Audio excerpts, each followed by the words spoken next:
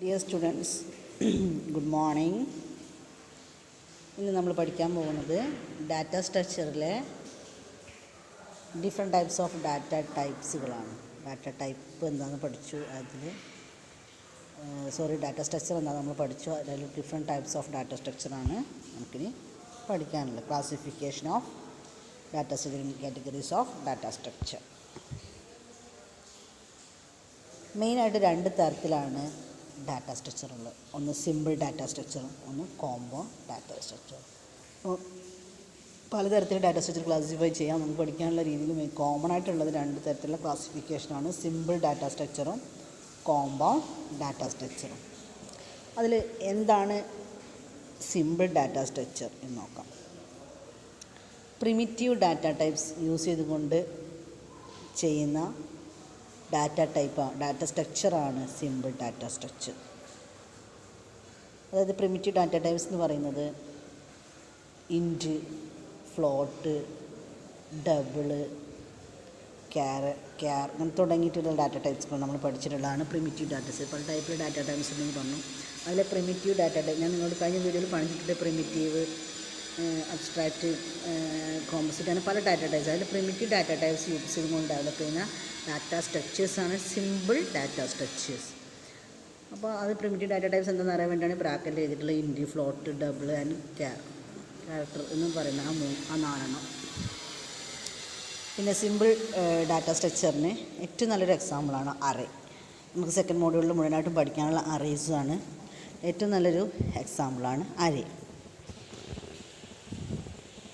പിന്നെ അടുത്ത് പഠിക്കാനുള്ളത് കോമ്പൗണ്ട് ഡാറ്റ സ്ട്രക്ചറാണ്. കോമ്പൗണ്ട് ഡാറ്റ സ്ട്രക്ചറിൽ തന്നെ രണ്ട് ടൈപ്പ് വരുന്നുണ്ട്. എന്താണ് compound data structure? Simple data structure പലതരത്തിലുള്ള സിംഗിൾ ഡാറ്റ സ്ട്രക്ചേഴ്സുകൾ പല വേസിൽ കൂടി ചേർന്നിട്ടുണ്ടാകുന്ന ഡാറ്റ സ്ട്രക്ചറാണ്. കോംപ്ലക്സ് ആയിട്ടുള്ള ഡാറ്റ സ്ട്രക്ചറാണ് compound data structure. Simple data structure can be combined in various ways to form more complex structure. Simple data structure തന്നെയാണ് പലതരത്തിൽ നമുക്കത് കമ്പൈൻ ചെയ്തിട്ട് കോംപ്ലക്സ് ആയിട്ടുള്ള ഡാറ്റ സ്ട്രക്ചേഴ്സ് ഫോം ചെയ്യുന്നുണ്ട്. അതാണ് കോമ്പൗണ്ട് ഡാറ്റ സ്ട്രക്ചർ. മെയിനായിട്ട് രണ്ട് ടൈപ്സാണുള്ളത്. അത് രണ്ട് തരത്തിൽ മെയിനായിട്ട് പറയുന്നത് ഒന്ന് ലീനിയറും ഒന്ന് നോൺ ലീനിയറാണ്. ലീനിയർ ഡാറ്റ സ്ട്രക്ചറുണ്ട്, നോൺ ലീനിയർ ഡാറ്റ സ്ട്രക്ചറുണ്ട്. അപ്പോൾ എന്താണ് ലീനിയർ ഡാറ്റ സ്ട്രക്ചർ, എന്താണ് non linear data structure?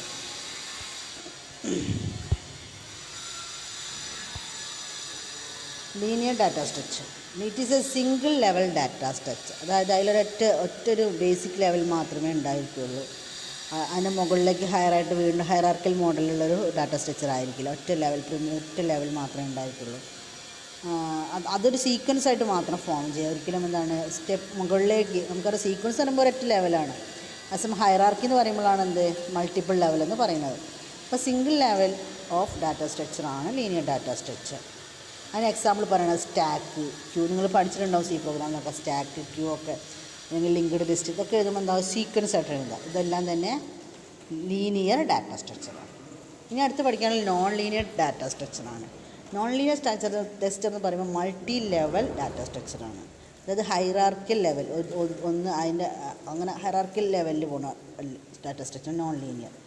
Example പറഞ്ഞാൽ ട്രീ സ്ട്രക്ചറാണ്. ട്രീ സ്ട്രക്ചർ എന്ന് പറയുന്നത് ഹൈറാർക്കലാണ്. അപ്പോൾ നിങ്ങൾ പഠിക്കാനുള്ള രണ്ട് തരം ഡാറ്റ സ്ട്രക്ചർ പറയുമ്പോൾ അതിൽ സിമ്പിൾ ഡാറ്റ സ്ട്രക്ചറും കോമ്പൗണ്ട് ഡാറ്റ സ്ട്രക്ചറും. അതിൽ സിമ്പിളിൽ നമ്മൾ എക്സാമ്പിൾ പറയുന്നത് അറേയാണ്. പിന്നെ കോമ്പൗണ്ടിൽ രണ്ട് തരം വരുന്നുണ്ട്, ലീനിയറും നോൺ ലീനിയറും. അതിൽ ലീനിയറിൽ വരുന്നതാണ് ലിങ്ക്ഡ് ലിസ്റ്റ്, സ്റ്റാക്ക്, ക്യൂ പോലുള്ളത്. പിന്നെ നോൺ ലീനിയറിൽ പറയുന്നതാണ് ട്രീ എന്ന് പറയുന്നത്. ഇത്രയും കാര്യങ്ങളാണ് ഡാറ്റ സ്ട്രക്ചറിൻ്റെ ക്ലാസിഫിക്കേഷൻ എന്ന് പറയുന്നത്. ഇതാണ് ഡാറ്റ സ്ട്രക്ചറിൻ്റെ classification. Categories of data structure, അല്ലെങ്കിൽ different types of data structure എന്നൊക്കെ ചോദിച്ചാൽ ഇത് തന്നെയാണ് എഴുതേണ്ടത്. ഇനി നമുക്ക് പഠിക്കാനുള്ളത് ഡാറ്റ സ്ട്രക്ചറിൻ്റെ ഓപ്പറേഷനാണ്. അത് അടുത്ത ക്ലാസ്സിൽ നോക്കാം. Okay, thank you.